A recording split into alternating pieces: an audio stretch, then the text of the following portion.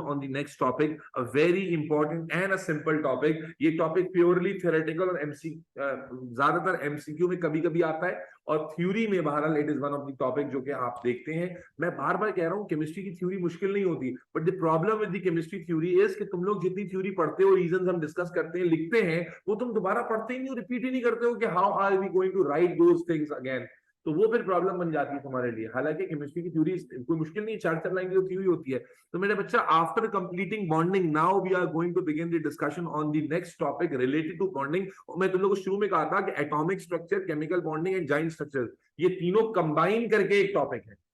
ठीक है, यूनिट है पूरा. इसलिए पास में हर चैप्टर के बाद करा रहा ना, थोड़े थोड़े अब तक नहीं कराए, क्योंकि एटॉमिक स्ट्रक्चर, केमिकल बॉन्डिंग और ये मिलाकर आते हैं. तो जिन्होंने पीछे मिस किया है, नाउ यू हैव टाइम. अब तो मैं आज के वेडनेसडे को खत्म हो जाएगा ये, शायद आज ही मैक्सिमम हो जाए, थोड़ा चुनना मुन्ना सा वेडनेसडे को पास पेपर्स भी हो जाएंगे. तो मेरे बच्चे, उससे पहले एटॉमिक स्ट्रक्चर, केमिकल बॉन्डिंग, उसका एक तगड़ा रिवीजन कर लो, ताकि पास पेपर्स करो तो कुछ पार्टिसिपेशन तो हो पाए, क्योंकि उसके बाद हम आगे चले जाएंगे, तो रुकना थोड़ी है. तो मेरे बच्चे, अब शुरू करते हैं जाइंट स्ट्रक्चर्स. देखो, ये टॉपिक ना बड़ा आसान है, लेकिन हमारी बुक में जिस तरह से ये टॉपिक बताया गया है ना, वो कंफ्यूजिंग है. वो कंफ्यूजिंग इस हवाले से कि उसकी वजह से जो हमारी अप्रोच होती है ना, वो बहुत ही मिनिमाइज हो जाती है, जिसकी वजह से हम हमारे पूरे सिलेबस की अप्रोच को नहीं देख पाते, रादर हम बस इसी टॉपिक को देखते हैं. इसलिए मैं तुम्हें जरा थोड़ा सा ना डिफरेंट एंगल से समझाऊंगा. एक फ्लो चार्ट देने लगा हूं, बहुत इंपॉर्टेंट फ्लो चार्ट है. देखो, केमिस्ट्री में जब हम कंपाउंड्स पढ़ते हैं, आई नीड एवरीबॉडीज अटेंशन बेटा. केमिस्ट्री में जब हम कंपाउंड्स पढ़ते हैं, तो वो कंपाउंड्स मेरे बच्चों, अभी तक की जो केमिस्ट्री आपने पढ़ी है उसके अकॉर्डिंग दो तरह के होते हैं. कौन कौन से बेटा? एक आप कह रहे थे कौन से कंपाउंड्स? आयोनिक कंपाउंड्स, यस और नो. और दूसरे कौन से होते हैं बेटा, बोलिए? Obviously covalent compounds. ठीक है, अब जरा इस डिवीजन को समझना बेटा. और क्या हमें पहले से नहीं पता कि आयोनिक कंपाउंड्स कौन से होते हैं, कोवेलेंट कंपाउंड्स कौन से होते हैं? क्या हम देखकर नहीं बता सकते रिजा? एंड कौन से आयोनिक कंपाउंड्स होते हैं? The compounds which are form between metal and, हाँ भाई एवरीबॉडी, जो मेटल एंड नॉन मेटल में बनेंगे दैट विल बी आयोनिक, है भाई आइला. और जो नॉन मेटल और नॉन मेटल में बनेंगे वो हमेशा क्या होंगे?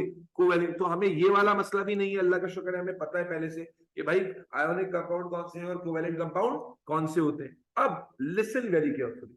जो आयोन जाइंट स्ट्रक्चर हम किसे कहते हैं?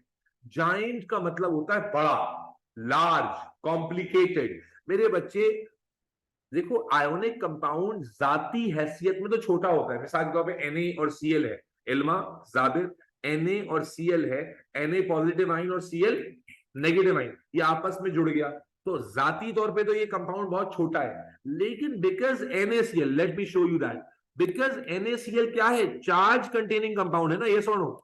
तो अब होता क्या है कि व्हेन NaCl का एक मॉलिक्यूल फॉर्म होता है, ये NaCl का दूसरा मॉलिक्यूल है, ये NaCl का तीसरा मॉलिक्यूल है, ये चौथा मॉलिक्यूल है, ये पांचवा मॉलिक्यूल है. तो बिकॉज सब में क्या है? पोलैरिटी है. तो due to opposite polarity they will attract each other. यानी एक तो ये आयोनिक बॉन्ड से आपस में बाइंड हुए Na और Cl, लेकिन because of default polarity, opposite charges, ये क्या करते हैं बेटा?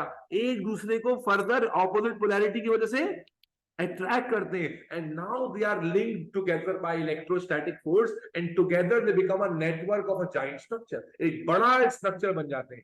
कोई इलेक्ट्रॉनिक शेयरिंग नहीं हो रही, बट क्या हुआ कि छोटे छोटे छोटे छोटे छोटे छोटे जो मॉलिक्यूल्स हैं, because of the strong opposite polarity, they come closer and they combine. ये ऐसे ये छोटे छोटे मजदूर पूरी अपनी जो है ना वो बना के एक कॉलोनी बना लें, या छोटे छोटे कीड़े मकोड़े मिलकर एक पूरी कॉलोनी बना लें. तो बिल्कुल इसी तरह से जो आयोनिक कंपाउंड्स हैं या कोवेलेंट कंपाउंड्स हैं, इसमें जाइंट का कॉन्सेप्ट क्या है, समझ आ रही बात? कि जाइंट का मतलब ये है कि बड़ा स्ट्रक्चर, जाइंट. अब बड़ा स्ट्रक्चर कौन सा होता है? तो हमने कहा कंपाउंड दो तरह के हैं, आयोनिक और, बोलो ना यार, आयोनिक और कोवेलेंट. तो आयोनिक कंपाउंड्स में, वैसे तो आयोनिक कंपाउंड जाती हैसियत में छोटा है, लेकिन बिकॉज तमाम आयोनिक कंपाउंड में, मेलेडी डू यू एग्री कि उसमें ऑपोजिट चार्ज होता है, एंड जब ऑपोजिट चार्ज होगा तो once compound has formed, once compound has formed, तो opposite polarity की वजह से all those compounds will come closer and they will be associated, linked together with each other via, बोलो, electrostatic forces of अट्रैक्शन। क्या हम ionic bonding में इसके reason का वर्ड, रीजन में जुनैरा क्या ये वर्ड जिक्र कर चुके हैं? मनाहिल, समन। समन तुम लास्ट क्लास में नहीं थी मेरी? समन, समन का जवाब नहीं, समन जवाब नहीं दोगी, क्लास से बाहर निकल। कहाँ जी? जागी, लास्ट क्लास में नहीं थी समन तुम मेरी? नहीं सर। बेटा तुम लोग छुट्टियां क्यों करते हो इतनी, मुझे समझ नहीं आता। या अल्लाह, तुम लोगों को कौन हिदायत दे या उसमें क्या करूं? तहज्जुद में उठ के रो के दुआएं करूं, क्या करूं?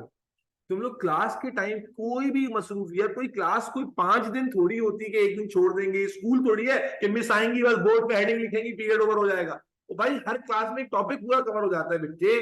कोई भी जो मसरूफियत है, और चलो मैं कहता हूँ यार आप बहुत बिजी हो, आप जो है ना वो सेकेंडरी टू जो बाइडन हो, है दुनिया की सुपर पावर का है आप। लेकिन भाई जब लेक्चर मिस हो गया, आपको पता है रिकॉर्डिंग होती है, तो यार रिकॉर्डिंग मांगने में क्या मुसीबत पड़ जाती है, मुझे ये समझ नहीं आता।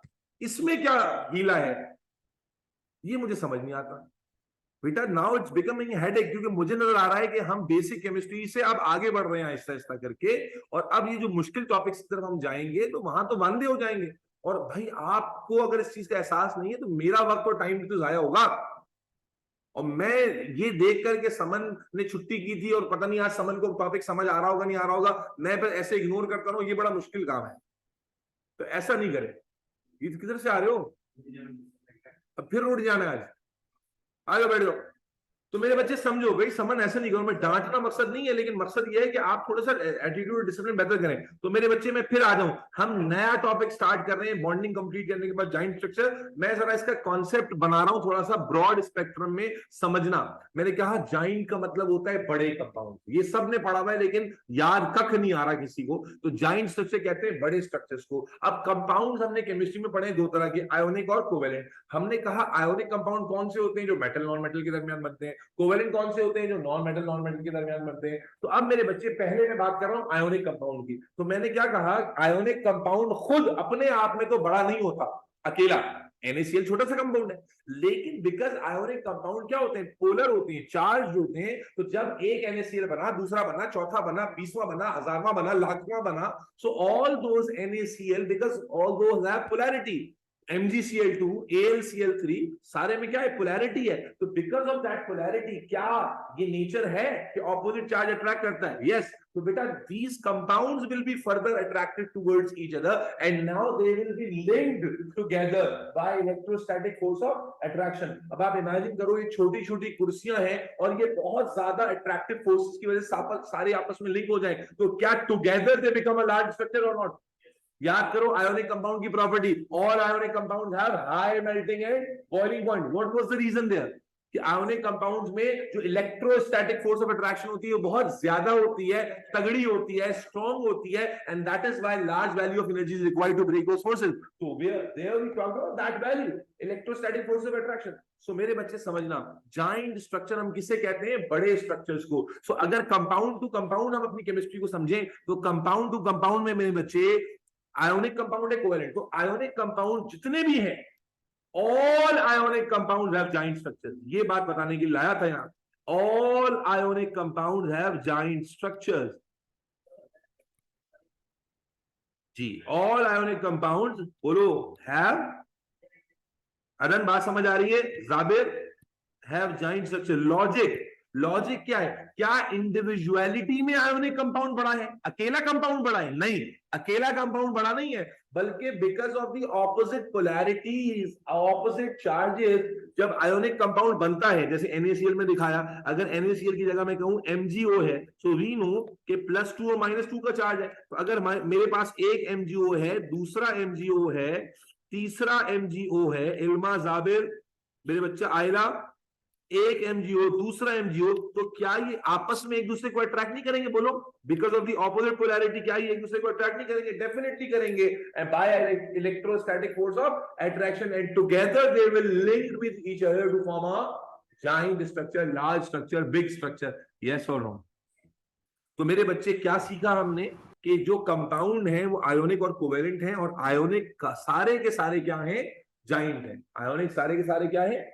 जाइंट है, क्योंकि जब आयोनिक कंपाउंड बनता है, because of the opposite polarity, ions will always be attracted towards each other and they linked all together to form a large lattice. हमने ये वर्ड इस्तेमाल किया था प्रॉपर्टी में कि आयोनिक कंपाउंड्स में particles are tightly packed in a 3-dimensional lattice. तो याद रखिए, without any exception all ionic compounds are giant structure. Reason, because all ionic compounds, due to polarity, once they are formed, they will further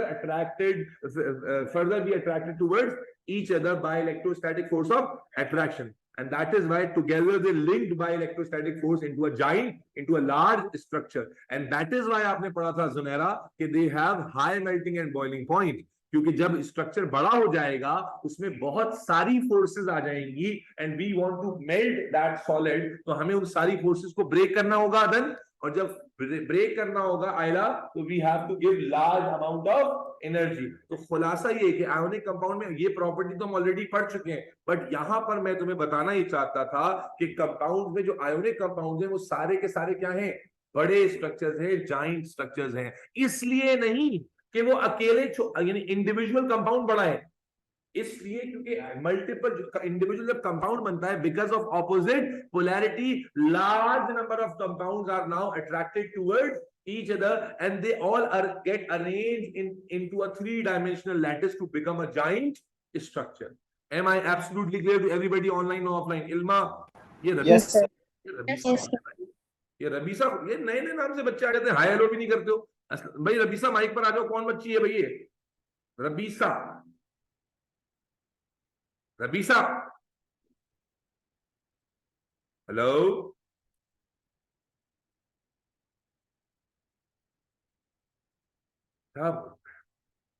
जी मनाहिल, बात समझ आ गई है? रबीसा, अगर मेरी आवाज आप तक पहुंच रही है तो प्लीज माइक पर आइए, चैट में रिस्पॉन्स कीजिएगा अपने जिंदा होने का, प्लीज बेटा. Thank you ji.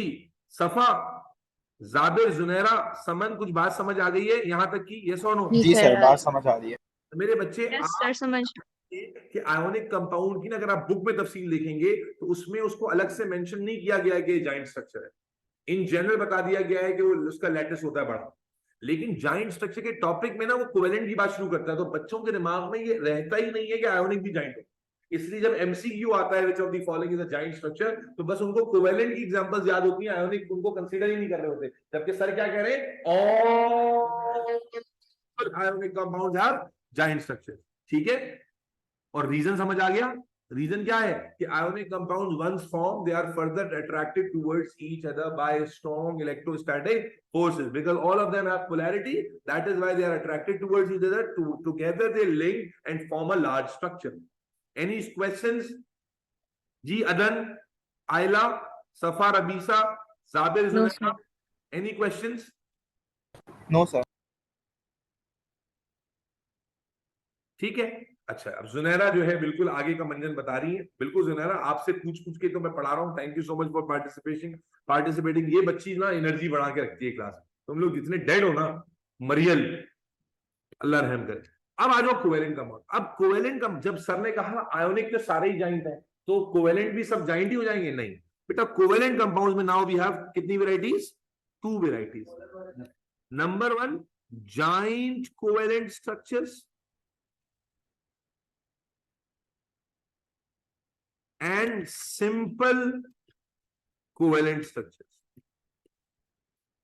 Simple, बोलो बेटा, simple covalent structures. तो मेरे बच्चे कोवेलेंट कंपाउंड्स में कार्बन, सिलिकॉन, ये सारा एग्जाम्पल तुमको पहले से कैसे पता है बाबू? जुनैरा, अथर, माइक पर आ जाओ यार. जी सर. तुमने पहले से सुना हुआ है क्या लेक्चर कहीं से? क्या कह रहे हैं? ये तुम्हें पहले से पढ़ा हुआ है टॉपिक क्या? सर आपकी ये वाली वीडियो देखकर ही तो आपके पास आई थी मैं. पूरे लेक्चर्स नोट डाउन किए हैं मैंने ये वाले. ओह, देखो देखो मेलेडी. अच्छा चलो बेटा, तो अब आप समझो कोवेलेंट कंपाउंड. बिल्कुल ठीक है जुनैरा, तो आप चेक करते रहिएगा, मैं सही पढ़ा रहा हूँ, ये कोई पॉइंट मिस तो नहीं कर रहा. तो जुनैरा, ओ सॉरी, कोवेलेंट कंपाउंड जो हैं वो 2 तरह के हैं. एक वो कोवेलेंट कंपाउंड है मेरे बच्चे जिनका स्ट्रक्चर छोटा है, बड़ा स्ट्रक्चर नहीं है, और दूसरे वो कंपाउंड हैं जिनका स्ट्रक्चर क्या है, बहुत बड़ा है। तो आए मेरा बच्चा उसको लिस्ट करते हैं आपके सिलेबस के अकॉर्डिंग। मेरे बच्चे इसमें सबसे पहले हमारे पास आ जाते हैं allotropes of carbon. Giant structure में, कोवेलेंट स्ट्रक्चर्स में, जो कोवेलेंट भी हैं और जाइंट भी हैं, इनमें सबसे पहली कैटेगरी कौन सी आ जाती है बेटा? Allotropes of carbon. हम आगे जाके पढ़ेंगे अभी कौन से होते हैं। दूसरे आ जाते हैं बेटा सिलिकॉन और सिलिका। ये दो अलग कंपाउंड हैं, सिलिकॉन और सिलिका। और आखिर में आ जाते हैं बेटा मैक्रोमोलिक्यूल्स। मैक्रोमोलिक्यूल्स बेटा समझना, जाइंट कोवेलेंट स्ट्रक्चर्स यानी वो कंपाउंड जो बड़े हैं लेकिन केमिकल बॉन्डिंग कौन सी है उनमें? कोवेलेंट है। आयोनिक में हमने क्या कहा था? बड़े हैं लेकिन आयोनिक है। ठीक है, अब हम बात कर रहे हैं किसकी बेटा? आइला। बात समझ आ रही है? कोवेलेंट कंपाउंड्स की, non metal to non metal के कंपाउंड की आइला। और उसमें हमने क्या कहा? दो वेराइटीज पर बात हो रही है। इसमें सिंपल स्ट्रक्चर्स भी हैं, छोटे स्ट्रक्चर्स भी हैं और बड़े स्ट्रक्चर्स भी हैं। जो बड़े स्ट्रक्चर्स हैं जाइंट कोवेलेंट स्ट्रक्चर, उसमें एलोट्रोप्स ऑफ कार्बन, अभी हम बताएंगे एलोट्रोप्स ऑफ कार्बन क्या होते हैं, वो आते हैं। सिलिकॉन और सिलिका, ये दो सिलिकॉन के कंपाउंड है। और मैक्रोमोलिक्यूल आ जाते हैं। अब मैक्रोमोलिक्यूल्स क्या है, इसके ऊपर पूरा चैप्टर है आपके सिलेबस में। जैसा कि प्लास्टिक, जैसा कि ग्लास, जैसा कि पॉलीथीन, जैसा कि पीवीसी, जैसा कि प्रोटीन, जैसा कि नायलॉन, जैसा कि टेरिलीन, जैसा कि स्टार्च, ये सारे ऑर्गेनिक हैं, सारे ऑर्गेनिक कंपाउंड्स हैं। और सबके स्ट्रक्चर्स क्या होते हैं बेटा? बड़े स्ट्रक्चर्स होते हैं, जाइंट स्ट्रक्चर्स होते हैं। जिसको हमारे बुक में ऑर्गेनिक का लास्ट चैप्टर, आपके बुक का भी लास्ट चैप्टर है मैक्रो मॉलिक्यूल के नाम से। और मैक्रो मॉलिक्यूल का मतलब भी क्या होता है? बड़े मॉलिक्यूल। तो आप समझो कि अक्सर बच्चा ना जब जाइंट स्ट्रक्चर को बड़े स्पेक्ट्रम में नहीं पढ़ता तो उसको ना वो ये समझ नहीं पाता कि ये भी जाइंट है। समझो गड़बड़ क्या होती है, बुक में नहीं है ऐसी ये चार्ट। होता क्या है, बच्चा वो जाइंट स्ट्रक्चर में ना बस वो डायमंड, ग्रेफाइट और जो एलोट्रोप्स ऑफ कार्बन है, नहीं मेरे बच्चे सारे नहीं है। All these macro. रबीसा आप जागी है। रबीसा मैं तुमसे सलाम दुआ कर रहा था तब तुम जवाब नहीं दे रही थी यार, ये तो गलत बात है रबीसा। अभी माइक पर आ जाना जरा 2 मिनट के बाद, मैं जरा बात कंप्लीट कर लूं। तो मेरे बच्चे सारे नहीं है जो ऊपर लिखे मैंने, इलेक्ट्रोप्स ऑफ कार्बन, सिलिकॉन, सिलिका, ये तो है। और मैक्रोमोलिक्यूल में से भी काफी सारी एग्जांपल्स हैं ऑलरेडी, कुछ सिलेबस से कट भी गई हैं। मैं समझाना ही चाह रहा हूं कि मेरे बच्चे जाइंट स्ट्रक्चर का जो अपना टॉपिक है, जो आप 9th और 10th ग्रेड में पढ़ते हो, 11th ग्रेड में तो कोई टीचर नहीं पढ़ाता, बोलते हैं तो पीछे पढ़ लिया, लेकिन क्या पढ़ा है पीछे आपने? आपको तो डिवीजन भी सही से नहीं पता। तो मेरे बच्चे अब आपको ये समझना पड़ेगा, एमसीक्यू भी तो करने ना, ये एमसीक्यू फंसा देगा आपको। तो अब आपको पता चल गया कि जो आयोनिक कंपाउंड है वो सारे जाइंट होते हैं, बड़े होते हैं। ठीक है, और उसके बाद आप आ गए कोवेलेंट पे। और कोवेलेंट कंपाउंड्स में मेरे बच्चे आपने क्या कहा कि we have 2 types of covalent compound, simple and giant. अब जाइंट में जब हम आ रहे हैं तो वहां पर हमारे पास है allotropes of carbon, silicon, silica. ठीक है, ये तो इस चैप्टर में है। और फिर एक पूरी कैटेगरी है किसकी? मैक्रो मॉलिक्यूल्स की, जिसमें बहुत सारे ऑर्गेनिक मॉलिक्यूल्स मौजूद है। और इनके अलावा बाकी जो कोवेलेंट कंपाउंड्स हैं, जैसे क्लोरीन हो गया, H2 हो गया, H2O हो गया है जी, नाइट्रोजन गैस हो गई, हाइड्रोजन क्लोराइड हो गया, HNO, ये जो छोटी बाकी कोवेलेंट कंपाउंड है जो आप कॉमनली सुनते रहते हैं, ये सारे स्ट्रक्चर्स क्या हैं मेरे बच्चे? बोलो। ये सिंपल स्ट्रक्चर, या यूं समझ लो कि जो एग्जाम्पल तुम पढ़ लोगे उसके अलावा अगर आ गया तो वो क्या होगा? सिंपल स्ट्रक्चर होगा। Is that clear? जुनैरा बात समझ आ Yes, sir. Yes, sir.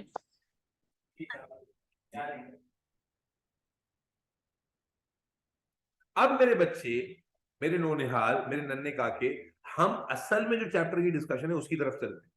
इस चैप्टर में अगर आप आई बुक जाते हैं तो असल में इस चैप्टर का जो शुरुआत है या टॉपिक की, वो कार्बन के एलोट्रोप से होती है, तो हम वहीं से शुरू करेंगे। लेकिन क्या तुम्हें ये फ्लो चार्ट समझ आ गया यहां तक का कि कंपाउंड्स केमिकली 2 टाइप के? एवरीबॉडी ऑनलाइन इतने बच्चे बैठे हो, पता नहीं मुंह में क्या आलू भर गया सबके, क्या हो गया, अल्लाह रहम करे। तो कंपाउंड्स बेटा 2 टाइप के हुए केमिकली, आयोनिक और कोवेलेंट। आयोनिक सारे के सारे जाइंट स्ट्रक्चर्स होते हैं, बड़े स्ट्रक्चर्स होते हैं। क्यों? क्योंकि once ionic compound is form, तो जो ऑपोजिट चार्ज की वजह से those compounds are linked together with each other to form a giant structure and therefore all of them are giant.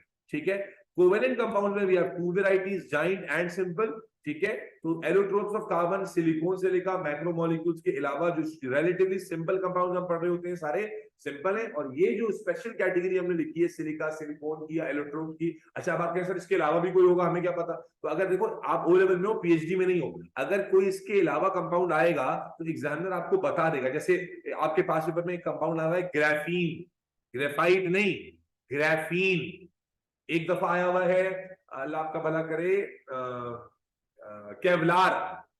अब ये नए कंपाउंड है, सिलेबस में नहीं है, लेकिन जब वो केवलार देगा या ग्राफीन देगा तो बता देगा कि इट इज लाइक डायमंड और इट इज लाइक दिस। तो जैसे ही वो लिंक करेगा कि इट इज लाइक दिस, तो आप समझ जाओगे कि यार इसमें भी वही प्रॉपर्टीज होंगी जो उस कंपाउंड में है जो आपने अपने सिलेबस में पढ़ा है। तो इसलिए बच्चों के हाथ पांव फूल जाते हैं कि तो सिलेबस से बाहर आ गया, या सर ने पढ़ा नहीं, सर ने पढ़ा नहीं। तो भाई इसको स्टेटमेंट तो देख लो क्या है। जैसे ग्राफीन का जब सवाल आया है तो उसमें एग्जामिनर ने बताया कि इसका स्ट्रक्चर जो है वो ग्रेफाइट से मिलता जुलता स्ट्रक्चर है। तो आप समझ गए कि इसकी प्रॉपर्टीज क्या होंगी, समझ आ गई बात। तो इसलिए कोई नया एग्जांपल आएगा तो उसमें कोई ना कोई रेफरेंस मिलेगा आपको टू आइडेंटिफाई कि इसकी क्या प्रॉपर्टीज होंगी। एम आई क्लियर बेटा? क्या यहां तक बात समझ आती है सबको? ये फ्लो चार्ट सबने ड्रॉ कर लिया है एवरीबॉडी? Yes. जी अदन, आयला, आदिल, सफा, इल्मा, जाबिर, रबीसा। जी सर, बात समझ आ गई। रबीसा कोई जवाब देने अगर माइक चल रहा है आपका तो। अरे बच्ची तो साइलेंट हो जाती है बार बार। चलो क्या कहते जी, बोले बच्चों। नहीं नहीं, अब आ जाए मेरे बच्चे, हम एलोट्रोप्स ऑफ क्या शुरू कर रहे हैं बेटा? बोले एलोट्रोप्स ऑफ कार्बन शुरू कर रहे हैं। Adan are you with me? Allotropes of carbon शुरू कर रहे हैं बेटा। और सबसे पहले ये जान लेते हैं कि एलोट्रोप्स क्या होते हैं। ठीक है, सबसे पहले ये जान लेते हैं एलोट्रोप्स क्या होते हैं। ठीक है, ये टर्म है, डिफाइन करने के लिए अलग से आ जाती है। और एलोट्रोप्स का कॉन्सेप्ट समझाने के लिए हमें एक लड़के की एग्जांपल लेनी पड़ेगी, क्योंकि लड़कियों पे एग्जांपल समझाई नहीं जा सकती। मिसाल के तौर पे शकूर भाई है, चलो जाबिर भाई के ले लेते हैं। जाबिर भाई माशाल्लाह, जाबिर भाई माइक पर आइएगा जरा। जी सर। आज जाबिर भाई है माशाल्लाह, एक पूरे जवान नौजवान लड़के हैं। ठीक है, अब जाबिर भाई क्या करें, मान ले जाबिर भाई ड्रामे में एक्टिंग करते हैं, कोई मूवी में एक्टिंग करते हैं, तो एक दिन जाबिर आते हैं 3 पीस सूट में, टक्सीडो पहन के आते हैं, फुल जेम्स बॉन्ड बन के। ठीक है, फुल मैस्कुलिन फीचर्स इनके टपक रहे हैं। ठीक है जी, और अगले दिन जाबिर भाई जो है ना वो आते हैं एक बनारसी साड़ी पहन, बनारसी साड़ी पहनी हुई है और जनाबे अली बिंदिया लगाई हुई है और मांग में सिंदूर भी डाला हुआ है जाबिरी। समझ आ रही है बात? भाई ड्रामे में तो चलता है ना, और मेल फीमेल कैरेक्टर भी बन जाते हैं, तो अंदर से वो जाबिरी है ना, अंदर से तो ओरिजिनल वही है, वही सारी प्रॉपर्टीज है, लेकिन बाहर से इन्होंने अपना हुलिया क्या कर लिया, बोलो, चेंज कर लिया। एक दिन क्या किया, काम पड़ गया इनको, है जी, कोई चैलेंज मिल गया इनको, तो एक दिन मैकडोनल्ड्स के बाहर क्लाउन बन के बैठ गए, है जी, मेकअप शेकअप करके क्लाउन बन के बैठ गए। फिर एक दिन जनाबे आ रही है, उन्होंने कहा चलो यार आज टी शर्ट और जीन्स में चले जाते हैं। एक दिन उन्होंने कहा आज क्यों ना जो है ना वो कैपरी पहन ली जाए लड़कियों वाली, या आज क्यों ना प्लाजो पहन लिया जाए, आज क्यों ना जो है ना अल्लाह अल्लाह खैर से शरारा पहन लिया जाए। तो एक दिन इमेजिन करें जाबिर स्कूल जा रहे हैं और इनको शौक हुआ है, क्योंकि ये फेमिनिज्म के सपोर्टर है, इन्होंने कहा भाई मर्द औरत बराबर है, जब खवातीन पैंट शर्ट पहन सकती है जी, खवातीन टी शर्ट और जीन्स भी पहन सकती है, तो हम क्यों नहीं शरारा गरारा पहन सकते। इस प्रोटोकॉल के तहत जो है, इस अपने जो है ना जज्बे की बिल्कुल सही सपोर्ट किया जाबिर ने। तो जाबिर ने क्या किया, स्कूल जाने के लिए बोला आज यूनिफॉर्म में नहीं पहन, आज जो है वो शरारा पहन के जाओ, आज गरा। तो क्या हो रहा है, समझाना क्या चाह रहे हैं कि जो मुख्तलिफ रूप और रंग जाबिर ले रहे हैं, तो ये सारे फिजिकली अपीयरेंस को डिफरेंट बना रहा है, अंदर से तो जाबिर वही जाबिर है। ठीक है, तो मेरे बच्चे इसी तरह से एलोट्रोप क्या होते हैं, एलोट्रोप ऑफ कार्बन तो एग्जांपल हो गई। एलोट्रोप किसे कहते हैं बेटा, एक एलिमेंट की एक से ज्यादा डिफरेंट फिजिकल फॉर्म्स, केमिकल नहीं, एंड सेम केमिकल प्रॉपर्टीज। जी जाबिर क्या कह रहे हो? Sir different physical properties and same chemical properties. Properties से पहले फॉर्म्स तो क्यों है उसकी बेसिक तो समझो, कि डिफरेंट फिजिकल फॉर्म, एक ही एलिमेंट की एक ही एलिमेंट की एक से ज्यादा फिजिकल अपीयरेंसेस, फिजिकल फॉर्म्स को हम क्या कहते हैं? एलोट्रोप्स कहते हैं। और चूंकि वो फिजिकल फॉर्म्स डिफरेंट है, और फिजिकल क्यों डिफरेंट होती है बेटा? अरेंजमेंट की वजह से। देखो, अगर कार्बन के हम एलोट्रोप्स पढ़ने जा रहे हैं, तो जो एलोट्रोप्स हम कार्बन के पढ़ेंगे वो अंदर से सारे क्या है?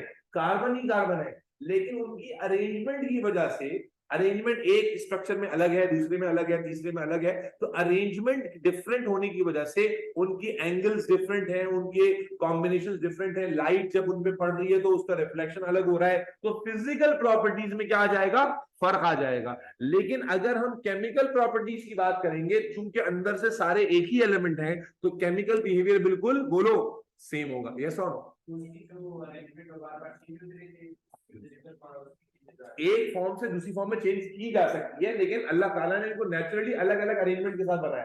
किसी को एक अरेंजमेंट बनाया तो उसकी अपीयरेंस डिफरेंट है, किसी को, लेकिन केमिकल, जो जाबिर ने कहा कि फिजिकल प्रॉपर्टीज सेम होंगी केमिकल, क्योंकि डेफिनेशन खुद चिल्ला चिल्ला के बोल रही है ना, क्या? कि more than one different physical forms of a same element. एक ही एलिमेंट, कंपाउंड नहीं बोल सकते यहां पर, एक ही एलिमेंट की एक से ज्यादा फिजिकल फॉर्म्स को हम क्या कहते हैं? एलोट्रोप कहते हैं। कार्बन की डिफरेंट फिजिकल फॉर्म्स होंगी, और जाबिर की एग्जांपल हो, जाबिर की डिफरेंट फिजिकल फॉर्म्स होंगी तो जाबिर के एलोट्रोप। और चूंकि डिफरेंट फिजिकल फॉर्म्स हैं, तो प्रॉपर्टीज भी सिर्फ क्या, कौन सी डिफरेंट होंगी? फिजिकल। केमिकल प्रॉपर्टीज यानी केमिकल रिएक्शन, केमिकल बिहेवियर बिल्कुल सेम होगा। मेरी बात समझ रहे हो, नहीं समझ रहे हो? तो एलोट्रोप्स क्या है बेटा? लिखते हैं डेफिनेशन। हाँ जी, मोर देन वन डिफरेंट, नहीं, वो तो केमिकल चेंज, एलिमेंट वही रहेगा, सिर्फ एटम्स की अरेंजमेंट चेंज होगी। More than one different physical forms of a same element is called allotrope of that element.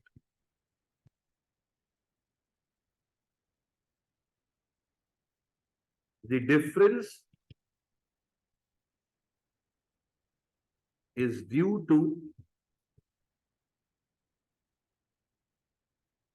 variation in arrangement of atoms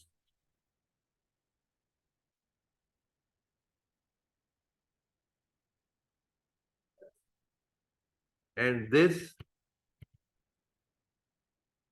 cause deviation in physical properties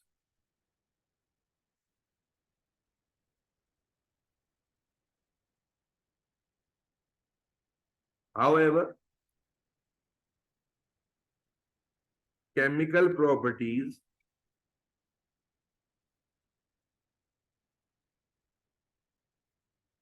of allotropic forms of same element are same. तो खुलासा ये कि allotrope क्या है? Allotrope is again एक element की एक से ज्यादा फिजिकल अपीयरेंस, फिजिकल फॉर्म को हम एलोट्रोप कहते हैं। और ये फिजिकल फॉर्म डिफरेंट क्यों हो रही है? एटम की डिफरेंट अरेंजमेंट की वजह से, जिससे जो डेविएशन है वो फिजिकल प्रॉपर्टीज में आएगी, केमिकल प्रॉपर्टीज सेम ही रहेंगी। अब यहां पर आने के बाद हम कहते हैं हमारे सिलेबस में जो एलोट्रोप्स हैं वो किसके हैं जुनैरा? Allotropes of carbon. तो इसलिए हम एलोट्रोप्स ऑफ कार्बन की बात करेंगे। जुनैरा माइक पर आ जाओ, कहां हो भाई तुम? Allotropes of carbon. Junaira allotropes of carbon. इधर हो भाई, लग रहा है सर शाम। वो एक आयत ढूंढ रही थी। ये क्या अभी जुम्मे का खुतबा थोड़ी हो रहा है, आयत में ढूंढ रही हो तुम? अभी अल्लाह की बंदी, तुम क्लास लेते लेते और भी काम कर रही हो। सर, वो एक सवाल था आपसे, out of context but related to chemistry था, तो उसके लिए मैं सोच रही थी जब भी आप गैप लेंगे तो मैं पूछूंगी, तो आयत आप देख सर्च रहे कर रही बच्ची थी। कितनी दूर से आ रही है, कि पता नहीं कौन सा सवाल लेकर आ रही है जो बिल्कुल एक आयत के रेफरेंस से आएगा। चले ढूंढे एलोट्रोप्स ऑफ कार्बन। अब मेरे बच्चे, अल्लाह ने कार्बन भी कमाल ही बनाया है है जी। कार्बन को कई सारी अलग अलग शक्लों में बनाया और कुछ उनमें से आप जानते हैं, जैसा कि सबसे ज्यादा सुन रखी है आपने लड़कियों, डायमंड, है जी। बड़ी ख्वाहिश लेकर दिल में है कि किसी दिन कोई नील डाउन होकर एक अंगूठी आगे करे और उसमें बड़ा सा खानदानी किस्म का कोई ब्लू डायमंड लगा हुआ हो, है जी। इससे बेहतर है अल्लाह इतनी वुसअत दे खुद खरीद लो यार, जरूरी थोड़ी कि कोई घोड़े पे आएगा वही देगा। ठीक है ना। तो डायमंड आपने सुन रखा है, ज्वेलरी में बहुत ज्यादा इस्तेमाल है, इसके अलावा भी बहुत इस्तेमाल होता है डायमंड का, कटिंग में बहुत इस्तेमाल होता है, लेकिन ज्यादातर पर्पस जो है वो ज्वेलरी में ही है। और चूंकि अब माशाल्लाह महंगाई इतनी हो गई है कि जो गोल्ड की ज्वेलरी को आर्टिफिशियल ने रिप्लेस कर दिया है और डायमंड की ज्वेलरी को जो लोकल स्टोन्स हैं उन्होंने रिप्लेस कर दिया है। हाँ यही तो, अब तुम घर में बैठ के कोयले की अरेंजमेंट चेंज करो। ठीक है, क्योंकि ये बात सही है। इसी तरह कोक, अब ये कोक कोका कोला वाली कोक नहीं है, कोक कहते हैं प्योरेस्ट फॉर्म ऑफ कोल को। जो कोयला है ना, कोयला को, एक तो कोयला वो होता है जो लकड़ी को जला के बनता है, वो तो इम्प्योर होता है, लेकिन जो कोयला कोल जो है वो माइंस में प्रोड्यूस होता है by heat and temperature and pressure, वो बहुत ज्यादा खालिश शक्ल होती है कोयले की। कार्बन उसमें बहुत ज्यादा प्योर होता है and that coal is called coke. Coke is 99.9% pure carbon. तो एक कोयला वो है जो लकड़ी को जला के बनता है, वो तो प्योर नहीं है, लेकिन जो माइन से निकाला जाता है ना कोयला, वो कोयले की बात हो रही है, वो है कोक, वो भी कार्बन है। अब सोचो वो कितना काला कोयला है, एक नजर नहीं भा रहा आपको वो, और दूसरा डायमंड अंदर से सेम है।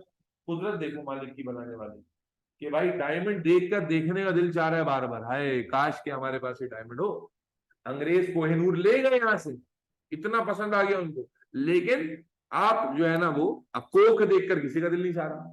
इसी तरह फिर एक और आपने फॉर्म देखी हुई है ग्रेफाइट, ये भी कार्बन ही का एलोट्रॉप है। ग्रेफाइट, ग्रेफाइट देखा है? कहां देखा है ग्रेफाइट? कहां देखा है लड़कों लड़कियों ऑनलाइन वालों? जी, पेंसिल, स्केचिंग पेंसिल। जो स्केच पेंसिल होती है ना, अब तो वो महंगाई हो गई है, जो नॉर्मल पेंसिल है वो तो लेड पेंसिल होती है, लेकिन जो स्केचिंग के लिए आती है आप देखो उसकी निब बड़ी स्मूथ होती है, शाइनी ब्लैक कलर की होती है, काफी ज्यादा शाइन आ रहा होता है उसके अंदर, तो उसमें ग्रेफाइट का इस्तेमाल किया जा रहा है, ग्रेफाइट का। समझ आ रही है बात? इसी तरह बेटा कार्बन का एक और एलोट्रोप भी होता है जो तुम घर में बना सकते हो। और बोलो, और बोलो, घर में बना सकते हो। क्या करना है घर में बनाने के लिए? क्या करना है घर में बनाने के लिए मेरे बच्चे? आपने ज्यादा कुछ नहीं करना, आपने मोमबत्ती ले लेनी है। मोमबत्ती समझते हो? कैंडल, कैंडल लाइट डिनर करने वाले बैठ जाना किसी के साथ, आपने एक मोमबत्ती ले लेनी है और उस मोमबत्ती को जलाना है, और जलाने के बाद उसकी जो फ्लेम है उससे एक सर्टेन डिस्टेंस पर एक टिश्यू पेपर या एक व्हाइट पेपर आपने थोड़ा सा हाइट पर रखना है। ग्लास लेके गए आप, वापस ही मिलाए, तो आप देखोगे कि उसके ऊपर भी छोटे छोटे छोटे छोटे छोटे छोटे छोटे छोटे ब्लैक, डार्क ब्लैक कलर के पार्टिकल्स कलेक्ट होंगे। ये वही पार्टिकल्स हैं जो कार्बन पेपर जो आता है उस पे होते हैं, ये वही ब्लैक पार्टिकल्स होंगे जो आपकी जो लेजर इंक होती है, लेजर प्रिंटर की जो इंक होती है, देखो उसमें कैसा ब्लैक फाइन पाउडर इस्तेमाल हो रहा होता है, that is carbon black. Carbon, उसका नाम ही कार्बन ब्लैक है, कार्बन ब्लैक। हाँ जी, टोनर, तो हाँ हाँ, तो कार्बन ब्लैक इज अनदर, बोलो यार, एलोट्रॉप ऑफ। बिल्कुल। इसी तरह मेरे बच्चे एक और भी मार्केट में आ गया है जिसको हम कहते हैं ग्रेफीन। ग्रेफाइट नहीं, ग्रेफीन। आपको मजे की बात बताऊं, आपके ख्याल में आप जब हार्डेस्ट सब्सटेंस की गिनती करते हैं दुनिया में, तो डायमंड के बारे में किसी को कुछ मालूम है? जी, जुनैरा, रबीसा, जाबिर, एनीथिंग? इल्मा, सफा, समन, अबाउट एनीथिंग अबाउट डायमंड? क्या डायमंड के बारे में तुम्हें मालूम है? It is one of the hardest substance found on earth. Yes sir. हाँ, आप ये एक बच्ची को पता है क्या? बाकी को नहीं पता क्या? जी, सफा, समन, जाबिर, आदिल, इल्मा, ये सुना है diamond is one of the hardest substance found on earth? Yes और नो? अबे रुक जा, सर सर सर, तुम बेटे की याद दिला रहा है मुझे। 3 साल का है वो, तुम 3 साल के हो? हाँ भाई, diamond is one of the hardest substance. No मेरे बच्चे ये बिल्कुल सही है, लेकिन मेरे बच्चे अब ये सही नहीं, क्योंकि 2012-13 बोलो जी, 2012-13 के अंदर ये हाल ही में डिस्कवर हुआ है ग्राफीन, और ग्राफीन की मजबूती डायमंड से भी 80 गुना ज्यादा होती है। सॉरी गलत गलत, ग्राफीन की मजबूती डायमंड से 1000 गुना ज्यादा होती है, स्टील के अलॉय से 80 गुना ज्यादा होती है। इतना मजबूत है ग्राफीन। और मजे की बात बताऊं आपको, ग्राफीन लिक्विड फॉर्म में होता है, जिसे आप अप्लाई करें तो फिर वो सॉलिडिफाई हो जाता है और फिर वो अपना असल रंग रूप शो करता है। कमाल, तोड़ने फोड़ने की बात क्या हो रही है, मजबूती की बात हो रही है, बहुत हल्का होता है। यानी ये वजन में कागज की तरह का वजन रखता है। और अब बहुत जल्द आपको बहुत सारी चीजें जो है ना फ्यूचर में, जो अब बल्कि फ्यूचर में क्या, बहुत सारे जो अब सूट्स बन रहे हैं, जो बुलेट प्रूफ सूट्स हैं, और उन सब में पहले केवलार इस्तेमाल होता था क्योंकि वो लाइट वेट होता है, मजबूत होता है। अब ग्राफीन का इस्तेमाल किया जाएगा, क्योंकि ग्राफीन की वजह से वो बहुत ही लाइट वेट होगा, लेकिन मजबूत इतना होगा कि उससे बुलेट का पेनिट्रेट करना लगभग नामुमकिन होगा।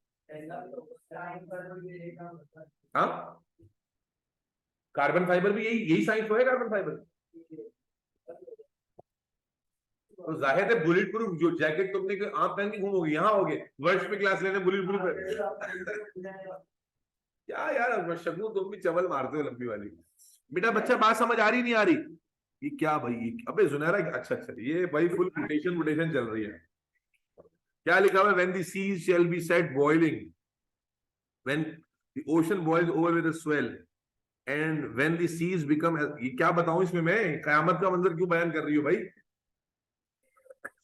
सवाल ये था कि हमें पता है कि H2O दोनों उसमें वाटर और oxygen, I mean sorry hydrogen और क्या नाम है ऑक्सीजन है, दोनों एलिमेंट्स टोटली ऑपोजिट है। हाइड्रोजन इटसेल्फ एक फायर है और ऑक्सीजन आपको पता ही है, खैर आप टीचर हैं आपको पता है। तो मतलब मेरा सवाल ये है कि जब हाउ इज इट पॉसिबल, वैसे तो पॉसिबल है ऑफ कोर्स, कुरान में इसका जिक्र है कि क़यामत से पहले समंदर पूरा आग में तब्दील हो जाएगा। सो कैसे, मतलब क्या ये दो एलिमेंट्स अलग हो जाएंगे, ऑक्सीजन इवेपोरेट हो जाएगी, क्या होगा, लाइक देखो ये तो बहुत ही कोई out of the context question पूछ लिया तुमने, ठीक है। अच्छा देखो, जो जो चीजें हम अपनी सुनते हैं कि आगे होगा, याद रखिएगा जो कुरान और हदीस है ना, वो साइंस के कॉन्सेप्ट से रिलेट हो जरूरी नहीं है, क्योंकि साइंस तो चेंज होती रहती है, और वो चीजें सच है, ये हमारा मानना है। खैर, अब यहाँ तो जो आपने बात की ना हाइड्रोजन ऑक्सीजन ऑपोजिट है, ये तो गलत है। हाइड्रोजन ऑक्सीजन नेचर में ऑपोजिट नहीं है, बल्कि नेचर में बड़े सिमिलर है भाई। हाइड्रोजन जलने वाली गैस है और ऑक्सीजन जलाने वाली है। समझ आ रही है? कोई चीज बगैर ऑक्सीजन के जल नहीं सकती, ऑक्सीजन के बगैर जलना नामुमकिन है। हाँ, तो अगर मैं आपकी बात सुनकर इस मंजर को एक तशरीह में कन्वर्ट करूं, तो भाई जब हम इलेक्ट्रोलिसिस करते हैं पानी की, तो हाइड्रोजन ऑक्सीजन अलग हो जाती है। तो क्या पता आसमान से बिजली गिरे, पानी की इलेक्ट्रोलिसिस हो, हाइड्रोजन और ऑक्सीजन जो है धबाधब निकले और हाइड्रोजन आग पकड़ ले। और hydrogen is a highly flammable gas, और ऑक्सीजन उसके साथ मौजूद है उसको रिएक्ट कराने के लिए। हाइड्रोजन भी बगैर ऑक्सीजन के जल नहीं सकती। किसी भी चीज को जलाने के लिए क्या चाहिए? सॉरी हाइड्रोजन और ऑक्सीजन। ऑक्सीजन के बगैर कोई चीज जल नहीं। इसीलिए आपने देखा होगा मूवीज वगैरह में कि जब किसी बंदे को आग लग जाती है और एक्सटिंग्विशर वगैरह करीब नहीं होता, तो हम क्या करते हैं, उस पर मोटी चादर लपेट देते हैं फटाफट से, या उसको रोल वोल करते हैं पानी में, ताकि ऑक्सीजन ना उस तक पहुंचे और आगे आग ना भड़के। क्या ना पहुंचे। हाँ जी, वो इसीलिए होता है कि आप जब उसको लपेट देते हैं तो ऑक्सीजन का कांटेक्ट ब्लॉक करते हैं, तो ऑक्सीजन का कांटेक्ट जैसे ही ब्लॉक होगा आग फौरन से बुझ जाएगी। तो ऑक्सीजन के बगैर आग का जलना नामुमकिन है। इसलिए अब अगर इस मंजर को वहां पर रिलेट कर लें, ये एक हाइपोथेटिकल असम्पशन है मेरी, जो साइंटिफिक लॉजिक पे बेस करती है कि पानी का इलेक्ट्रोलिसिस जो है वो हाइड्रोजन ऑक्सीजन प्रोड्यूस करता है। तो कुछ भी नहीं है, पानी में कड़ाकेदार बिजली गिरनी है और इलेक्ट्रोलिसिस हो जाएगा पानी का, और हाइड्रोजन और ऑक्सीजन के बड़े बड़े जो है ना वो बहुत रिच अमाउंट में एक साथ रिलीज होगी, और जनाब Ali temperature of the environment is enough, it would be enough कि वो उसको आग लगा देगा। और क्या खतरनाक आग लगेगी, आप सोच, हाइड्रोजन से लगने वाली आग बहुत खतरनाक होती है। Hydrogen is one of the most flammable gases. अरे भाई बेड़ा गर्क कर देती है, ऐसी बहती है और ऐसी तेजी से फैलती यूं, हमने पार्टिकल नेचर में नहीं पढ़ा कि उसका मॉलिक्यूलर मास बहुत ही कम है, तो हाइड्रोजन को फैलने में बिल्कुल भी टाइम नहीं लगता। तो भाई अल्लाह अल्लाह खैर से अल्लाह है, बस बहुत बहुत खतरनाक मंजर की बात कर दी। खैर वापस आ जाए एलोट्रोप ऑफ कार्बन पे, तो हमने क्या कहा, एलोट्रोप्स क्या होते हैं, मोर देन, बोलो यार, different physical forms of a same element, of a same compound नहीं, सेम एलिमेंट। अब कार्बन के मल्टीपल एलोट्रोप्स की हमने बात की, तो उसमें डायमंड है, कोक है, कोक ऐसे लिखते हैं, लोक लग रहा है वो, कोक है, ग्रेफाइट है, कार्बन ब्लैक है, बकी बॉल्स होती हैं, ग्राफीन है, मल्टीपल फॉर्म्स है। हमने सारी नहीं पढ़नी, हमने सिर्फ दो पढ़नी। कौन कौन सी, डायमंड और ग्रेफाइट। तो हेडिंग बना लो बेटा, दो कॉलम बना लो, एक तरफ हेडिंग आ जाएगी किसकी बेटा, बोलो, डायमंड की, दूसरी तरफ आ जाएगी किसकी, बोलो, ग्रेफाइट की। बेटा इनको कंपेयर करने जा रहे हैं, डायमंड और ग्रेफाइट को कंपेयर करने जा रहे हैं। कुछ बेसिक सी बातें आपके साथ लिखेंगे, डिस्कस करेंगे। ऐसा करते हैं, टाइम कुछ कम है तो लिखवा मैं देता हूं, इसकी अंडरस्टैंडिंग और इसके कॉन्सेप्ट्स को इंशाल्लाह दोबारा डिस्कस करेंगे अगले सेशन के अंदर। लिखा हुआ होगा तो टाइम बच जाएगा, तो जरा जल्दी जल्दी से लिखिएगा, तेज तेज। अच्छा, जब देखो कंपैरिजन की बात होती है ना बेटा, तो हम सिमिलैरिटीज भी लिखते हैं और डिफरेंसेस भी। तो पहले मैं सारी सिमिलैरिटीज को इकट्ठा कर रहा हूं और फिर डिफरेंसेस को। सो एलोट्रोप्स ऑफ कार्बन है, ये भी एलोट्रोप ऑफ कार्बन है।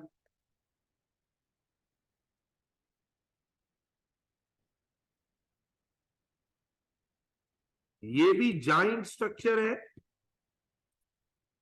और ये भाई साहब भी जॉइंट स्ट्रक्चर। इनका मेल्टिंग और बॉइलिंग पॉइंट भी बहुत हाई है, लगभग 3600 से 4500, यानी 3600 से लेकर, मल्टीपल टाइप के डायमंड है, 4500 तक का इसका मेल्टिंग पॉइंट है। और भाई साहब बहुत सारे बच्चों को लगता है ग्रेफाइट का कम होगा, भाई ये भी तो जाइंट स्ट्रक्चर है, कैसे कम हो जाएगा भाई। इसका मेल्टिंग पॉइंट भी लगभग इसी रेंज में है, 3600 टू 3800 डिग्री सेल्सियस। कम है क्या सर? 3000? जी बेटा बोलिए। सर मगर ग्रेफाइट तो सॉफ्ट होता है तो उसका कम नहीं होना चाहिए?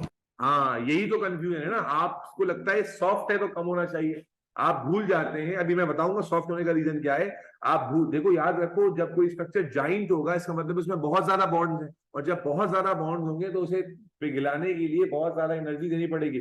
जाबिर ने जो हिम्मत करके सवाल पूछा है, यही सवाल तो बच्चों को कंफ्यूज करता है, कि हम ग्रेफाइट की प्रॉपर्टी में लिखेंगे कि वो स्लिपरी होता है, soft and slippery to touch होता है ग्रेफाइट, तो इसलिए वहां से बच्चा कहता है डायमंड हार्ड है तो वो उसका मेल्टिंग पॉइंट ज्यादा होगा, और ग्रेफाइट जो है वो भाई सॉफ्ट तो मट्टी भी है, नाक ना रगड़वा देगी मट्टी पिघलवाने में, बोलो।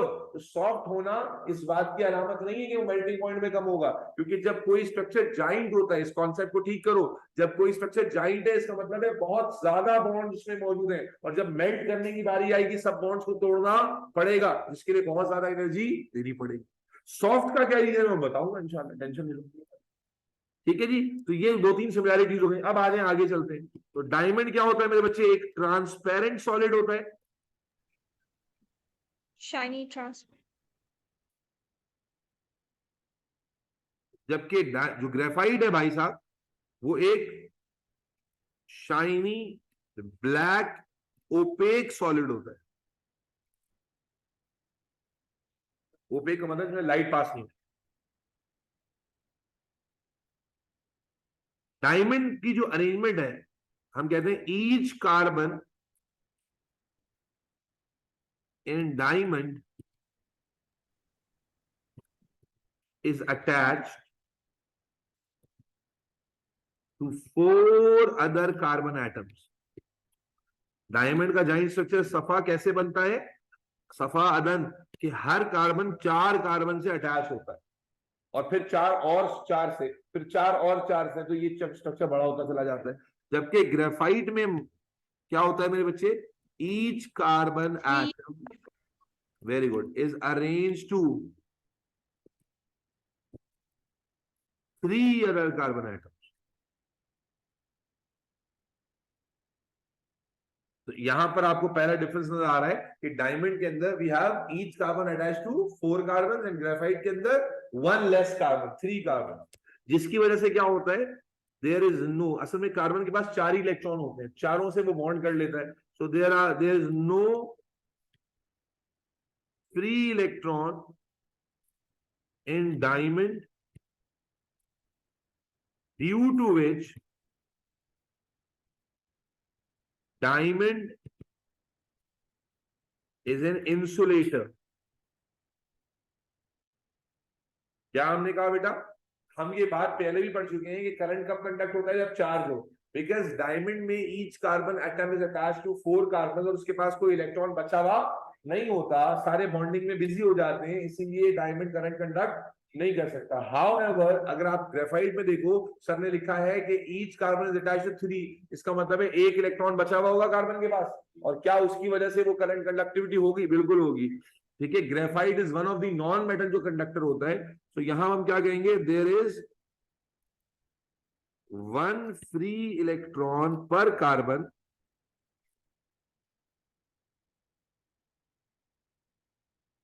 due to which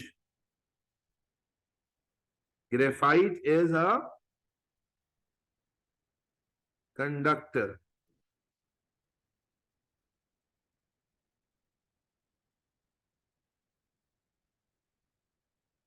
अच्छा, ये जो 4 की अरेंजमेंट है ना, इसको हम कहते हैं टेट्राहीड्रल.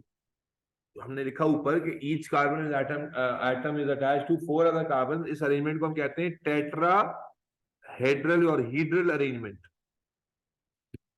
जबकि जो 3 से अटैच है ना, उसको हम कहते हैं ट्राइगोनल प्लेनर अरेंजमेंट. क्या कहते हैं भाई? Trigonal planar arrangement. Alkyne alkyne वाला क्यों आएगा भाई? अल्कीन अल्कीन तो हाइड्रोकार्बन है बेटा, वो यहाँ कहाँ था? तो टेट्राहीड्रल अरेंजमेंट है, और बेटा बच्चा ट्राइगोनल प्लेनर अरेंजमेंट. फिर उसके बाद डायमंड में आ जाता है. Diamond is one of the hardest substance known. One of the, not the hardest, one of the. Manahil बेटा समझ आ रहा है? One of the hardest substance known. However, graphite is soft and slippery to touch. Graphite is soft and slippery to touch. बेटा बहुत basic comparison तुम्हारे सामने रखा है मैंने ग्रेफाइट और डायमंड का. मुश्किल नहीं है बेटा, दोनों कार्बन के एलोट्रोप्स हैं. फर्क क्या है अरेंजमेंट का?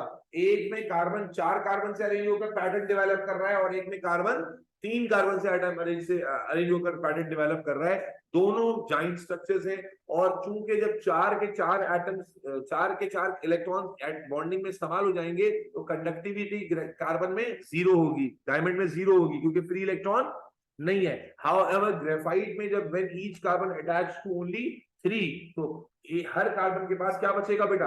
एक इलेक्ट्रॉन बचेगा, and due to that 1 electron graphite में क्या होगी? कंडक्टिविटी होगी. ये जो 4-4 से अरेंजमेंट है, इसका नाम क्या होता है? Tetrahedral arrangement. और जो 3-3 से अरेंजमेंट है, इसको हम क्या कहते हैं? Trigonal planar arrangement. अब ये तो एक बेसिक कंपैरिजन है, लेकिन मेरे बच्चे इसमें ना अलग से एक सवाल आ जाता है कि why graphite is slippery to touch. Why graphite is, बोलो, स्लिपरी. ग्रेफाइट जो है ना, एक लुब्रिकेंट भी होता है, क्योंकि स्लिपरी होता है. ठीक है, why graphite is slippery to touch. अब ये समझो, देखो ग्रेफाइट का जॉइंट होना इसलिए थोड़ी है कि स्लिपरी, इसलिए कि उसमें बहुत बॉन्ड है. अब स्लिपरी टच का रीजन समझाने जा रहा हूं. डायग्राम मेरे बच्चे हेक्सागोनल बताता हूं, अभी आ रहा हूं. देखो ग्रेफाइट का स्लिपरी टच क्यों होता है, इसका लॉजिक समझो बेटा. ग्रेफाइट में गेम ये चल रही है कि ग्रेफाइट में जो कार्बन एटम्स है ना, वो कुछ इस तरह से अरेंज हुए हुए होते हैं.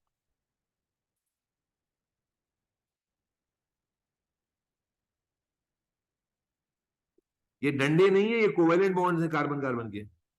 ग्रेफाइट की जो अरेंजमेंट है, और ये डायग्राम बहुत ज्यादा बनी हुई आती है एग्जाम में, कि ग्रेफाइट में जो कार्बन एटम्स होते हैं, नंबर 1 आप उसमें देख पा रहे हो कि उनकी अरेंजमेंट लेयर पैटर्न में हुई हुई है. क्या कहा मैंने? ग्रेफाइट में अरेंजमेंट है या नहीं है? तो आप कहते हो अरेंजमेंट है, और अरेंजमेंट होने की वजह से तो शाइनी अपीयरेंस आ रही है ना, क्योंकि मैंने पहले ही बताया था कि जब अरेंजमेंट रेगुलर होती है, तो लाइट रेगुलर एंगल्स पर क्या करती है? रिफ्लेक्ट करती है. अरेंजमेंट जब रेगुलर होती है तो सिर्फ कार्बन पार्टिकल्स ठुसे हुए नहीं है, बल्कि वो रेगुलरली क्या है, अरेंज है इन फॉर्म ऑफ लेयर्स। इन्हें हम कहते हैं हेक्सागोनल लेयर्स। क्या कहते हैं?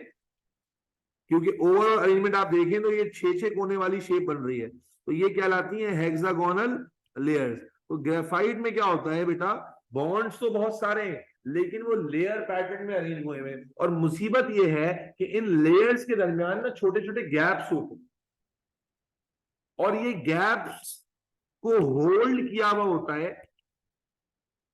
इन गैप्स को बोलो बेटा, होल्ड किया हुआ होता है वीक फोर्सेस ने। ये गैप जो है हवा में नहीं है, इनको पकड़ा हुआ होता है, संभाला हुआ होता है किसी तरह फोर्सेस ने, जिन्हें हम कहते हैं वीक वेंडर वॉल फोर्स। जी, अब मैंने कहा था ना आ जाएगा आगे, बॉन्डिंग में बताया था, वीक वेंडर वॉल फोर्सेस। मेरे बच्चे फिर समझना, मैं तुम्हें ये बता चुका कि दोनों जॉइंट स्ट्रक्चर्स हैं, और इसीलिए जाबिर तुम्हारे सवाल का जवाब भी मैंने दिया कि दोनों जॉइंट है, दोनों में बहुत ज्यादा बॉन्ड है। तो डायमंड नहीं बल्कि ग्रेफाइट का भी मेल्टिंग पॉइंट बहुत ज्यादा होगा। लेकिन फिर एग्जाम्पल बच्चा क्यों नहीं बताया ग्रेफाइट स्लिपरी टच होता है, तो इस स्लिपरी होने का रीजन समझा रहा हूं कि ग्रेफाइट के स्ट्रक्चर में हम क्या लिखते हैं कि इसके जो लंबे लंबे स्ट्रक्चर्स हैं हेक्सागोनल लेयर्स की पैटर्न में हैं, और उन लेयर्स के दरमियान क्या है, छोटे छोटे गैप्स हैं which are held together by weak van der Waal forces. तो जैसे ही मैं ग्रेफाइट को हाथ में लेता हूं, समझना बेटा, जैसे ही मैं ग्रेफाइट को हाथ में लेता हूं और टच करता हूं, तो क्या ये फोर्सेस स्ट्रॉन्ग थी? नहीं, ये फोर्सेस क्या थी, वीक थी। तो मेरे बच्चे जरा सी फोर्स अप्लाई करने की वजह से जो ग्रेफाइट की लेयर्स हैं एक दूसरे पे क्या करती हैं, स्लाइड कर जाती है। इमेजिन करो कि अगर ये फोर्सेस मजबूत होती तो क्या ये लेयर्स को स्लाइड करने देती? नहीं करने देती। लेकिन ये चूंकि वीक फोर्सेस हैं, तो जैसे ही आप इस पर थोड़ी सी फोर्स लगाओगे तो क्या होगा, ये पूरी पूरी लेयर्स एक दूसरे पे क्या करेंगी, स्लाइड। एंड ये स्लाइडिंग की वजह से कौन सा इफेक्ट आता है, स्लिपरी इफेक्ट। ये जो स्लाइडिंग ऑफ लेयर्स है, जैसे ही आप थोड़ी सी एनर्जी ग्रेफाइट को दोगे तो उसमें जो हेक्सागोनल लेयर्स है पूरी पूरी, because of week van der Waal forces, ये क्या करेंगे, एक दूसरे पर बोलो स्लाइड करेंगी, and this sliding gives graphite a slippery touch. ठीक है, अब आप कैसा स्लिपरी है तो जब वीक फोर्सेस है तो मेल्टिंग पॉइंट हाई क्यों है बेटा? मेल्टिंग पॉइंट इसलिए थोड़ी आई है कि ये वाली फोर्सेस है भाई, ये बॉन्ड नजर आ रहे हैं, ये जाबिर, ये सारे बॉन्ड्स है ना, तो ये सारे बॉन्ड्स को भी तोड़ना है, यस और नो? तो ये बॉन्ड्स तो बहुत ज्यादा है, तो जिसको तोड़ने के लिए आपको बहुत ज्यादा एनर्जी रिक्वायर्ड है। तो इसलिए जब हम बात करते हैं कि मेल्टिंग पॉइंट हाई हुआ है, देखो बहुत बच्चा कंफ्यूज रहता है, क्योंकि वो कहता है डायमंड, उसके दिमाग में बिठाया हुआ है कि डायमंड इज हार्डेस्ट और ग्रेफाइट इज स्लिपरी। तो उससे वो खुद ब खुद अज्यूम कर लेता है कि डायमंड का मेल्टिंग पॉइंट तो हाई होगा बिकॉज वो जाइंट है, लेकिन शायद ग्रेफाइट का उतना हाई ना हो, जो गलत है। ग्रेफाइट जाइंट नहीं है, जाइंट। और जब भी कोई स्ट्रक्चर, चाहे वो आयोनिक कंपाउंड हो या डायमंड हो या ग्रेफाइट, जब भी कोई स्ट्रक्चर जाइंट होता है इसका मतलब उसमें बहुत सारे बॉन्ड हैं, सुनो। और जब बहुत सारे बॉन्ड होंगे तो उनको तोड़ने के लिए बहुत सारा एनर्जी रिक्वायर्ड होगी, यस और नो? तो क्या मेल्टिंग पॉइंट नहीं बढ़ जाएगा? बिल्कुल बढ़ जाएगा। तो मेरे बच्चे, ग्रेफाइट का स्लिपरी टू टच होना उसका रीजन जाइंट स्ट्रक्चर नहीं है, बल्कि उसका रीजन क्या है कि ग्रेफाइट की जो जाइंट स्ट्रक्चर है वो लेयर पैटर्न में है, और वो लेयर्स के दरमियान में क्या है, week van der Waal forces हैं, जो कि स्मॉल अमाउंट ऑफ फोर्स के वजह से क्या कर सकती है, स्लाइड कर सकती है ओवर ईच अदर। और इस स्लाइडिंग की वजह से कौन सा टच आ जाता है बेटा, बोलो स्लिपरी। ये रीजन बहुत आता है, जल्दी से लिख लो।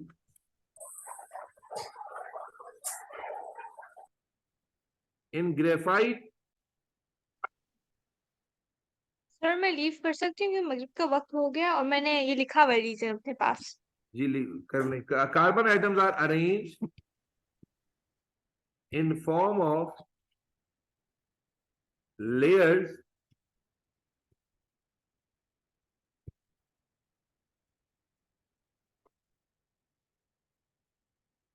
hexagonal layers। जाबे समझ आ गया? इल्मा जी जी मनाही, sir. which are held together, Jabir, Jabir, weak van der Waal forces। जी समन क्लियर है बेटा? समन, समन क्लास में मौजूद है? समन पता नहीं कहाँ है बच्चा। जी इल्मा बेटा क्लियर हो गई? आइला बात समझ आ गई? जी सर।